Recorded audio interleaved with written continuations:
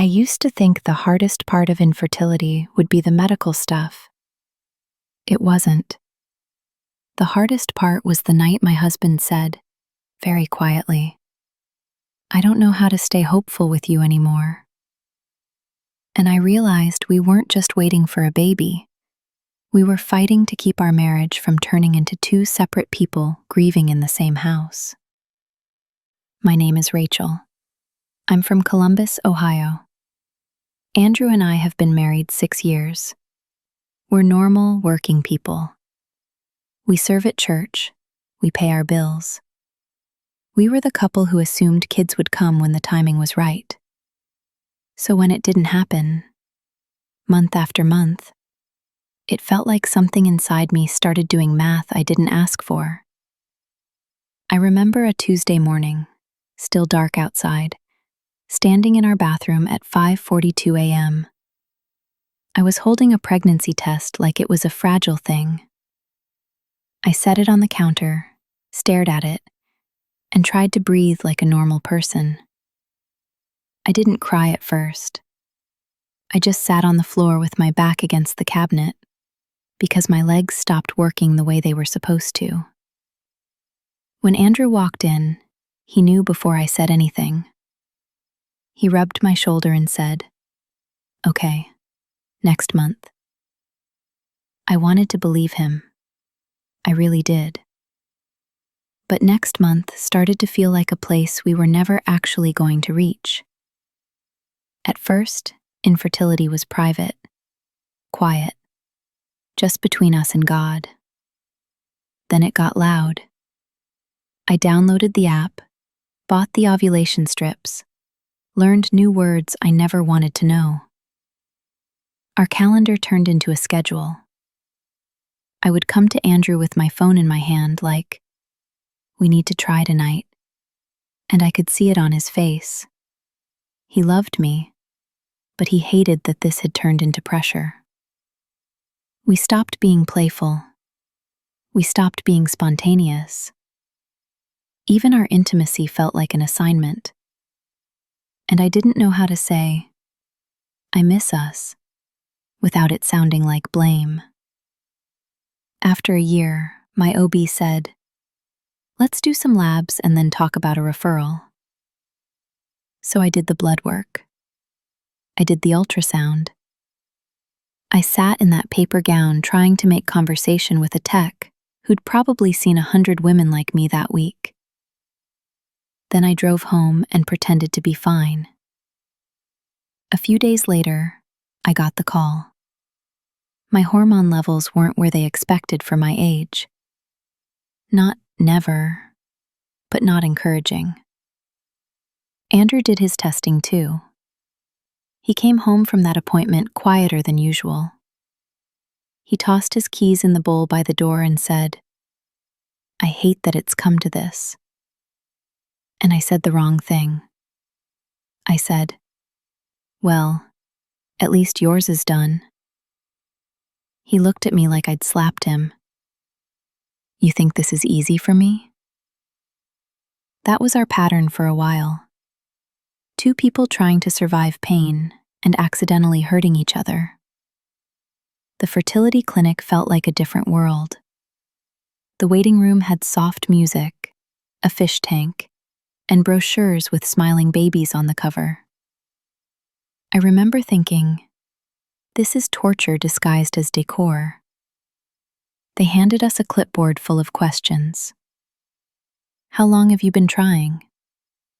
Any prior pregnancies? Any history of loss?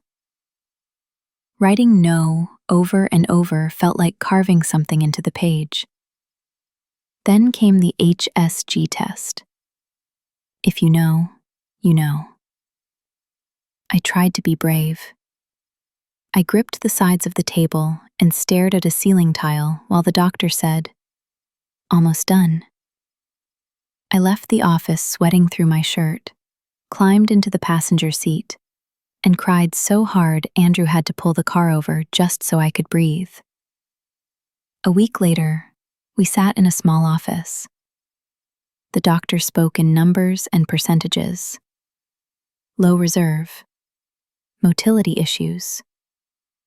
Not impossible, he said, but you'll need help. And here's what I wish someone had warned me about. Even when a doctor says, not impossible, your heart can still hear, not likely. We started treatments that were supposed to be simple. Meds. Monitoring appointments at 7 a.m. before work. I'd go in with wet hair because I'd showered fast and thrown on scrubs-like leggings and a hoodie, pretending this was just part of my morning routine. The shots came next. Tiny needle. Big emotions. I'd stand in our kitchen, alcohol wipe in hand, and Andrew would say, "Tell me when." And I'd say, "Just do it." Because if I thought too long, I would chicken out. After each cycle, I'd tell myself, "Don't get your hopes up." Then I'd get my hopes up. And then, another negative. That's when life started triggering me in ways I didn't recognize. A baby shower invitation would land in the mailbox, and my stomach would drop. I'd buy a gift because I'm not a monster, but I'd cry in the Target parking lot with the bag on the passenger seat like it weighed 20 pounds. At church, during a baby dedication, I smiled and clapped and felt my throat tighten like I was swallowing glass. I went to the bathroom and cried into a paper towel, trying to quiet my breathing so nobody would hear. That's when a woman from our small group, older, steady, not dramatic, walked in and saw my face. She didn't give me a speech. She didn't say, "Everything happens for a reason." She didn't try to fix it.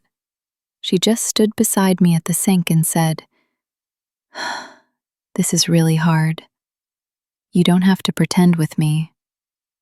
And something in me cracked open, not in a bad way, in a way that let air in, because I had been pretending. I was pretending I was strong, pretending I was okay, pretending I wasn't jealous, pretending I wasn't angry at God. And I was tired. Around that same time, money got tight in a way we couldn't ignore anymore. Every appointment had a copay. Every medication was another charge. We were putting things on a credit card and calling it temporary. Then the specialist brought up IVF and slid a number across the desk that made my face go hot. On the drive home, Andrew kept both hands on the steering wheel and said, "Rachel, I don't know how we do this." And I snapped, "So what? We just quit?" He didn't raise his voice. That's what I remember most. He just said, "I feel like I'm losing you. All we talk about is trying. All we do is fail. I don't know how to stay hopeful with you anymore." I went quiet because I didn't have an argument. I had grief. That night we sat at our kitchen table with bills spread out, my calendar full of appointments, and a silence between us that felt dangerous. I stared at the wood grain like it was going to give me answers. Then Andrew reached across the table and said, "I miss my wife. I miss us." I started crying, and it wasn't pretty. I said, "I don't know who I've become. I feel like my whole life is a waiting room." That was the moment we stopped trying to be strong and started telling the truth. We asked for help. We talked to our pastor. We went to counseling. We told 2 close friends who could actually handle the truth. We started praying in a way that wasn't a performance. Sometimes it was just, "God, we're here. Please don't let this break us." We made one decision that felt both painful and freeing. We took a break from treatment for a season. Not because we stopped wanting a child. We still wanted one so badly it ached, but because we realized we were sacrificing everything: our peace, our connection, our finances, trying to force an outcome we couldn't control. And that's where I can honestly say God met us. Not with a quick answer, not with a tidy miracle on our timeline. He met us with steadiness. He met us by softening our anger enough to talk again.